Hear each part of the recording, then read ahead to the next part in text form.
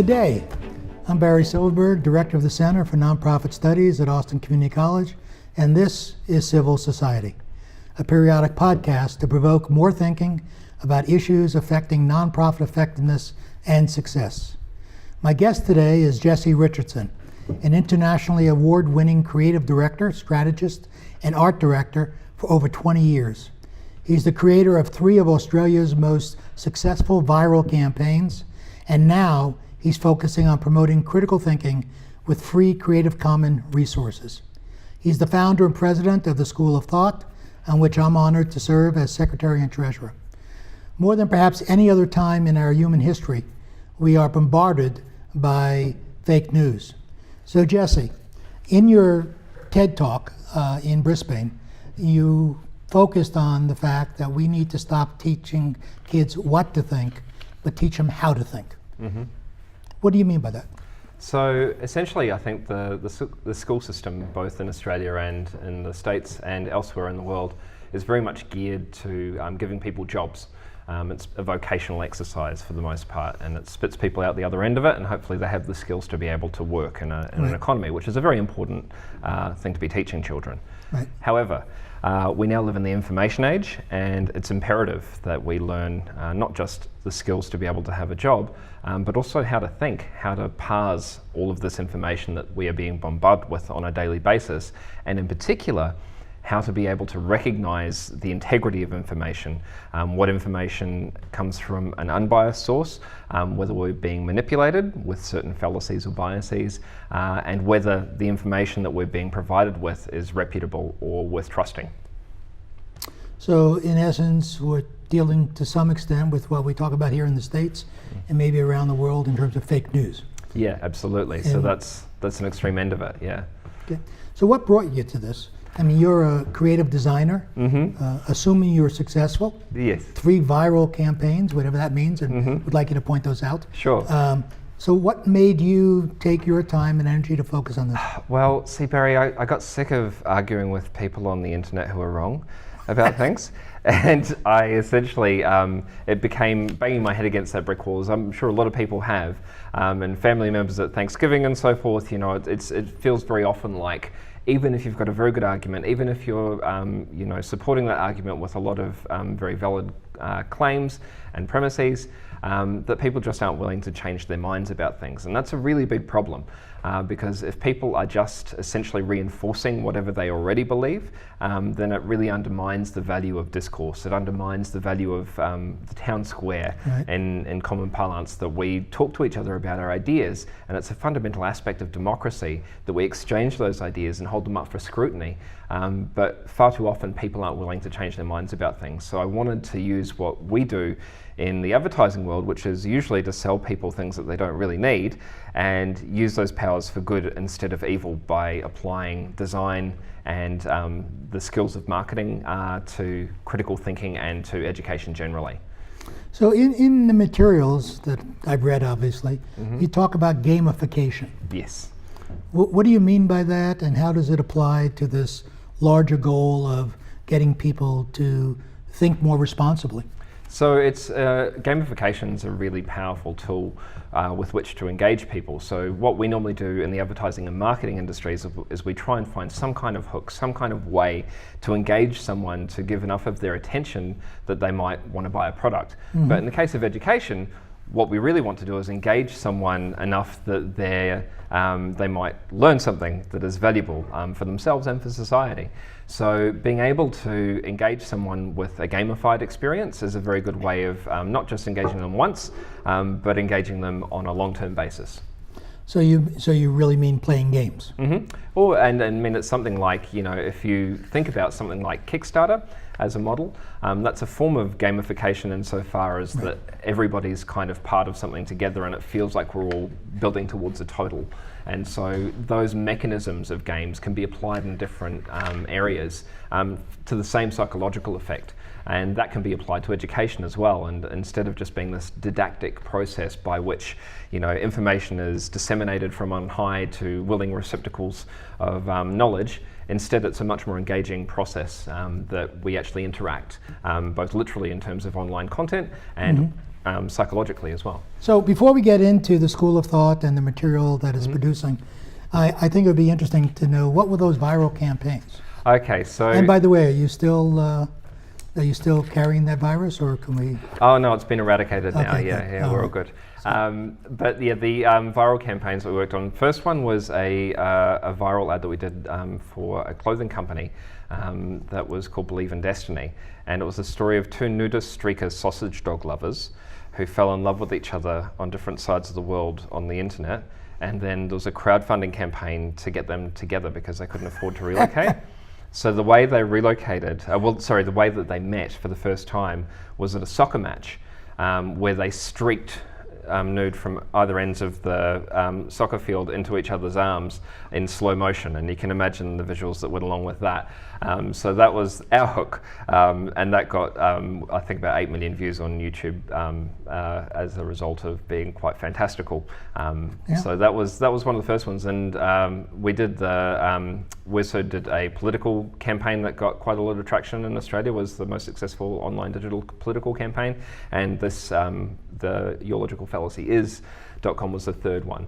And what's kind of instructive about that is I've been working in this industry for about 20 years, and the three campaigns that had the most success were ones that kind of went outside of the usual death by committee situation that we often suffer, and we got to explore things with a little bit more creative freedom, and that made them a lot more engaging and a lot more successful. So that's the model that we're attempting to apply to education as well, not necessarily working within the education system, but producing materials that any teacher, any student in the world can access that are genuinely engaging and interesting. So your focus is to provide materials that supplement and complement, and to somewhat focus teaching and learning and so forth. Absolutely. What we aim to do is essentially to provide every teacher and student in the world with free access to learning materials in the areas of critical thinking, philosophy, and rationality, and allow them to be able to access those materials and fit them into their curricula however they choose. So it's kind of like opening it up. It's kind of like open sourcing critical thinking and using design and design-led thinking to be able to do that. And I know that there's been like millions of viewers. Give me some of those statistics. Some of the stats. So we launched this whole, I'll give you a kind of just to contextualize, we had this idea to create a fully modular online platform teaching philosophy, critical thinking, creative thinking, but it was like this very big kind of undertaking. So what we did is we created a proof of concept microsite at yourlogicalfallacyis.com. Now what that did is it took 24 of the most common logical fallacies that the media, politicians and advertisers use to manipulate us, and just condensed them down into a really simple single sentence, put some nice graphics around it, and just put it out there into the world and made it all Creative Commons poster downloads. And what happened is that it kind of went really viral really quickly. We've now had, I think, over 8 million unique viewers. It's hit the front page of Reddit several times. It was tweeted by the likes of Stephen Fry and Jimmy Wales and a whole lot of other notable intellectuals. And it's being used in thousands of schools all around the world, all with not a single cent spent on it in terms of marketing. So it kind of proved that the model of what we're doing of trying to use design to in the furtherance of education. And then you took that poster and you converted them into a deck of cards. Correct, yes, we did that recently. So we just did a Kickstarter campaign for this deck of cards here, which is a lot of people have been asking for them for a while, and I only recently got around to it. So we had a goal of getting to $5,500 to be able to produce them.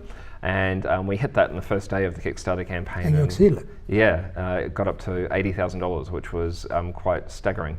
So there's obviously, I think, a lot of teachers and a lot of parents wanted a very useful resource to be able to teach their kids about fallacies and biases and how to spot fake news. So it's obviously a very relevant issue in these days and times. Yeah, and as I've given them out, people love these. I mean, they love it. So what's your favorite fallacy? My favorite fallacy, ironically enough, is the fallacy fallacy. The fallacy fallacy. Yeah, the fallacy fallacy is an interesting one because it's presuming that because a claim has been poorly argued or someone used a fallacy, that necessarily means that they're wrong about what they're saying. So the really important thing to know about fallacies is that it's within philosophy. I won't get too heady here, Barry, but within philosophy... You got to remember who you're talking to. Okay. Is that essentially if you have a valid argument, it means that something you're saying can be true. But if you have an invalid argument, that means that something you're saying may or may not be true, but it's less likely to be true inductively. So if you're using a fallacy to support an argument, it means that argument's a pretty bad, a pretty weak argument. It's uncogent. Whereas if your argument that you're putting together, an argument is just a whole, like basically some ideas that lead to a conclusion in simple terms. If they're void of fallacies, it means that it has much higher likelihood of being a true statement of fact. Maybe when I listen to this again, I'll understand that. Sorry. No, that was good. That was good. That was good. And what's your favorite bias? Favorite bias is probably Chocolate ice cream? Oh, yes, please. Okay. Dunning-Kruger effect, double scoop, please. The Dunning-Kruger effect is a really interesting effect in psychology where we see that essentially the more competent somebody is, the less likely they are, hang on, let me get the more you know, the less confident you're likely to be is the simplest iteration of it. So what that means is essentially a lot of people don't know how incompetent they are, and as a result of that, they tend to overestimate their own competency. And as a result, you often, that loudmouth who is speaking very loudly about something that they're clearly ignorant about is suffering the Dunning-Kruger effect because they're not quite knowledgeable enough to understand just how little they know. Whereas on the other side of that continuum, people who are experts in a lot of fields often know just how much they don't know about something because there's just so much knowledge out there. They tend to quite substantially underestimate their own expert knowledge relative to others. So it's a very interesting effect where essentially on both sides there's an overcorrection going on. So when a school of thought is successful and it's doing all the things that you and others involved in it feel it ought to be doing, what does that world look like? I suppose the ultimate mission of the School of Thought is to help the next generation to be able to think independently. Ultimate success is having critical thinking and philosophy incorporated into school curricula around the world. And whether that's through our materials or just helping to promote that as an idea, it's not about a branded exercise so much as furthering the cause of teaching children how to think for themselves. That's what's really important, is that the kids that are growing up today need to be able to learn to adapt and to be able to take in so much information and to be able to do that in a way that they actually understand the context of things and be able to appraise it critically so that they're not led down a whole lot of pretty ugly garden paths that are possible, especially with more sophisticated digital tools that allow echo chambers to become much more echoey and allow for the reinforcement of a lot of potentially harmful belief structures that are unquestioned. And there's a lot of value in Enlightenment principles to opening ourselves up to other people's ideas and to examining our own beliefs and others' beliefs and trying to understand where other people are coming from and letting reason be a light. And what kind of, in terms, so these tools are primarily for youth, although they certainly have value for adults. Absolutely, yeah. So one of the gamification pieces here is a drinking game. So I was just wondering whether this is just a way to spread Australian drinking games in the United States. Essentially, yeah. You've cottoned onto my subversive cultural That's agenda what here. I thought that was the. Yeah. So I mean, obviously that's focused on adults. Yes. So You're not suggesting kids in kindergarten start drinking. Well, they can start drinking red cordial if they like, and get a little bit. We have a little cultural difference there, but yeah. Potentially, yeah. But I think that the gamification aspect of it is that essentially you can call out news, fake news wherever you see it with these cards as well. So there's a lot of different ways to do that, spotting fallacies within the news, and there's game cards within the card deck that lay out a few different ways that you can interact in that way to make it interactive as a learning tool. There's the drinking game has a G-rated version where you just collect points as well. I see. I didn't read that far. So would it be accurate to say that the focus here is to try to embed in kids or give kids the opportunity to learn how to be critical thinkers and sort of like approach life with that kind of perspective? Yeah, and I mean, this is the thing, is that learning critical thinking skills applies to every aspect of our lives, from Absolutely. our health to our education to our vocation, our social relationships, everything. It touches every aspect, because really when you think about it, learning how to think is such a fundamental aspect, and it's this astounding We don't spend any time situation. on it. We don't, in school, we learn all of these different things like math and English and science, and they're all extremely important things for us to learn. Yep. But really learning how to think in the first place underpins all of those things. And I think that a really important aspect of that as well is that when you learn how to think independently, it makes learning so much more enjoyable. It Yep. lights a flame of curiosity that therefore has multiplication effects in terms of academic performance elsewhere. And there's actually been some really interesting evidence that's come out of the United Kingdom recently, teaching kids philosophy. So there's a program called Philosophy for Kids, and they did this quite wide-ranging study where they taught kids philosophy in some of the classrooms and not in others. And what they saw was that there was a really significant, up to 20-30% increase in academic achievement for those kids that had been taught philosophy versus those who had not. And it was especially significant amongst underprivileged children. So they saw the most substantial gains in academic performance. So to your earlier point, there's really just these, there's the application of critical thinking skills and reason is extremely broad and can affect all areas of not just academia but our lives. And adults also. Yes, absolutely. Okay. Well, what would you like to say to our booming audience out there? What that I may not have asked you that you'd like to share with? Well, I suppose that I think it's incumbent upon all of us as members of a society to challenge the idea that we shouldn't challenge ideas.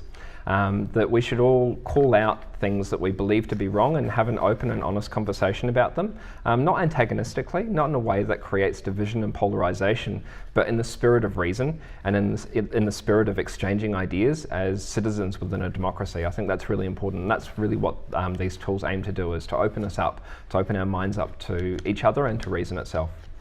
So if I was a viewer, how would I access these tools?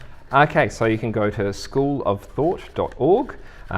Is a good repository, and you can also visit either of the two websites, one on logical fallacies and one on biases, and they've got two simple domains that are Icelandic. So there's yourfallacy.is, and yourbias.is. And the reason that they have those domains is you can use them if you want to call someone out for having a particular fallacy or bias on the internet. So if you see that one uncle of yours who might have some views that are maybe not informed by the most coherent arguments, and you want to call them out, you can just go yourfallacyis.com/strawman or ad hominem or appeal to nature or whatever it might be, as a way of helping to enlighten him and anybody else on his social media feed as to what exactly it is that you know is not quite right about that argument. It can help to put a name to it and to understand just why it's wrong. So after you've corrected the fallacy, do I go to your fallacy was? It's not a bad idea for us. I mean, I think you ought to have something where people, you get a little token or something. It's a club you can get into. That's right, that's a club. Gamification. So, thank you, Jesse. This Cheers, has been Barry. fascinating. I want to thank you for being here with us. I want to encourage our viewers to visit our website, nonprofitaustin.org/civil society, to read more about the School of Thought and ways to foster more critical thinking. We'll have a link to schoolofthought.org. And please share your thoughts on today's podcast. This is Barry Silverberg with Civil Society, a Center for Nonprofit Studies podcast in collaboration with ACC TV. Thank you for joining us, and in honor of our Australian guest, good day.